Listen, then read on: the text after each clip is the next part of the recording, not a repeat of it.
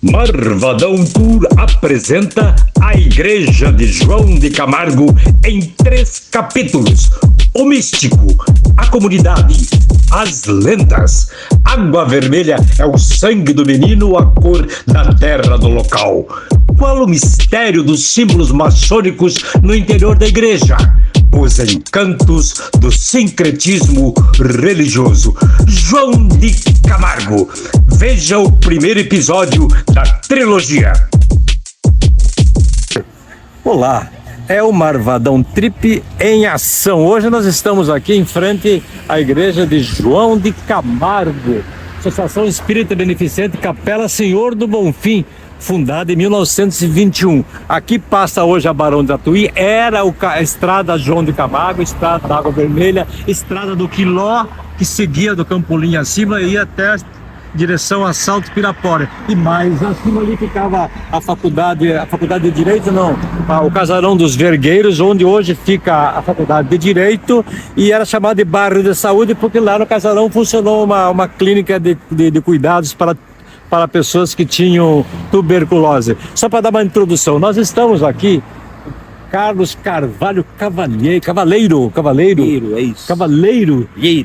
Hã? Liro. Cavalheiro, mas é um cavaleiro na... LHEI, ó. Desculpe, Cavaleiro, e que é professor, ele é escritor, ele é um grande estudioso da realidade negra de Sorocaba, da cultura negra de Sorocaba, e ele vai ser o nosso cicerone aqui. Então, Carlos, aqui esse templo, ele está assim há quanto tempo? Essa igreja de João de Camargo? Essa igreja do João de Camargo? Essa que nós estamos vendo agora. Essa que nós estamos vendo agora, né? É. Ela é final de 1910, né? Da década de 1910, 1920, né? Sim. Ela começou lá no fundo, em 1906. Então, se você olhar daqui na lateral, você consegue perceber pelo telhado mesmo, que são várias construções que elas vão sendo ampliadas. Daqui, ó, a gente olha bem aqui na lateral, a gente consegue ver isso. O início da igreja, a primeira construção, vamos dizer assim, é de 1906. 1906. Esse é o registro mais antigo que se tem, né? Foi quando o João de Camargo foi convertido, quando ele realmente começou... Exatamente, quando ele teve a visão, né, de que ele teria uma missão e ele teria que cumprir essa missão. Ele era dado a embriaguez, segundo se conta, né, nas histórias. Ele nunca nem escondeu isso. Aí ele para com a embriaguez e começa a realizar atendimentos espirituais às pessoas aqui, né, dando conselhos, realizando curas, enfim, fazendo todo um atendimento. Se você perceber, olha o telhado ali, né? Como é mais baixo aquele primeiro, né? Não sei se está dando para ver ali, mas ó, mais baixo, depois é mais alto. Então, assim, essa igreja, conforme foi crescendo o número de fiéis, ela foi sendo ampliada. Nós vamos depois mostrar os estragos lá atrás, depois de filma lá, Rodrigo. Vamos voltar aí, aqui. Em 1910, mais ou menos, é feita a primeira ampliação, só para você ter uma ideia, né? Então, em 4 anos, você já tem aí um crescimento do número de fiéis muito grande. Como que você explica, Carlos, o surgimento de uma figura como João de Camargo? Como você classifica ele como líder espiritual? Qual é a tua visão da figura humana que ele é religiosa? Certo. Ó, enquanto historiador, eu me preocupei muito em entender o João de Camargo não somente como uma liderança religiosa, né, mas como um sujeito histórico.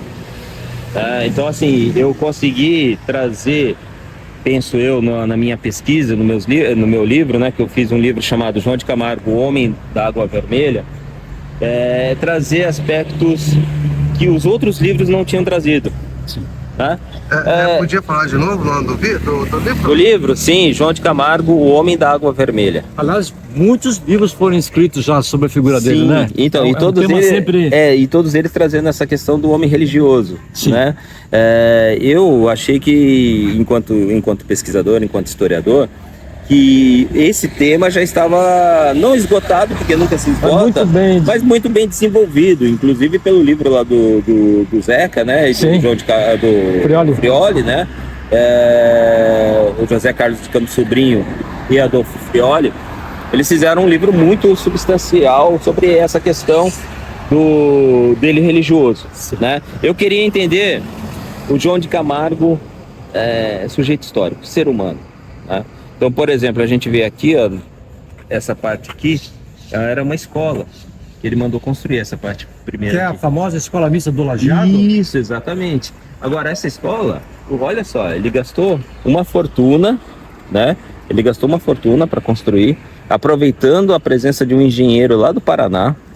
Então você pode ver que inclusive é uma construção mais sólida do que o resto da igreja, né? Porque ela foi feita por um engenheiro. Nós temos uma foto aí, que a gente vai insertar no vídeo, viu? Isso. Com a foto que mostra essa igreja, a Isso, escola mista. isso. Que é basicamente a mesma coisa. Era uma Né? escola para brancos e negros, né? Era uma escola que Para toda a população aqui, que ensinar a ler e escrever. Isso. E aí ele ofereceu para a municipalidade falou que não havia interesse, não tinha o que deliberar. Falou assim, ó, não temos o que deliberar. Por quê? Porque aqui era um lugar de concentração de negros e pobres, né? Só que João de Camargo sabia a importância da educação, ele tinha isso na consciência dele, a importância da educação para você transcender essa situação de exclusão social. E aí o que ele faz? Ele fala, tá bom, se o município não quer, eu vou bancar. Então, no entorno da igreja que ele construiu, que ele fez, da religião que ele criou, vamos dizer assim, ele desenvolveu também um núcleo, núcleo social. Aqui tudo era construção, ó. Todo esse era uma vila. É uma vila. Tinha hotel, tinha casas de aluguel que ele alugava. Tinha até um fotógrafo. Tinha fotógrafo, José Barbosa Prado, né? Que era por algum tempo foi depois lambe-lambe no mercado, isso, não foi? Exatamente. E esse ajuntamento de pessoas é que deu origem ao processo de 1913, onde ele é preso, né? Ele é instado a derrubar a igreja. O delegado falou, olha, eu só solto você se você derrubar a igreja. E de repente aparece um advogado